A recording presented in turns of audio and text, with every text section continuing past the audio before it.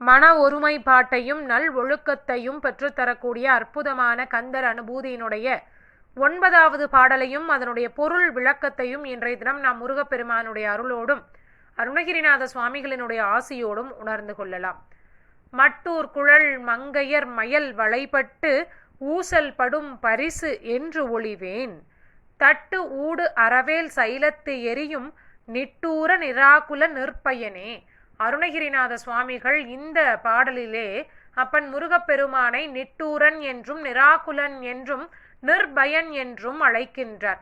ஏன் அப்படி அழைக்கிறார் அப்படின்னா, நிட்டூரன் என்றால் அவன் தன்னை வணங்காதவர்களுக்கு கூட மரக்கருணை காட்டக்கூடியவன் என்பதனாலே அவனை நிட்டூரன் என்றும், தன்னை தொழக்கூடிய அடியார்களினுடைய கவலை எப்பேற்பட்ட கவலையாக இருந்தாலும் அந்த கவலையை துடைக்கக்கூடியவன் என்பதனாலே அவனுக்கு நிராகுலன் என்றும், தன்னுடைய அடியார்களினுடைய அச்சத்தை நீக்குவதனாலே அவன் நிர்பயன் என்றும் அழைப்பதாக அருணகிரிநாத சுவாமிகள் சொல்கின்றார்.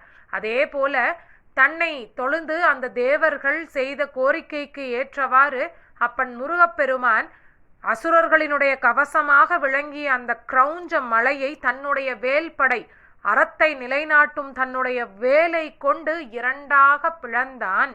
அப்படிப்பட்ட முருகப்பெருமானாகிய நீ எனக்கும் சற்று செவிசாய்த்து என்னுடைய பிரச்சனையையும் நீ தீர்த்து வைக்க வேண்டும் என்று அருணகிரிநாத சுவாமிகள் சொல்கின்றார். அவருக்கு என்ன பிரச்சனை என்பதாக சொல்கின்றார் என்றால், மங்கையர் மீது மயல் கொள்ளக்கூடிய அவருடைய அந்த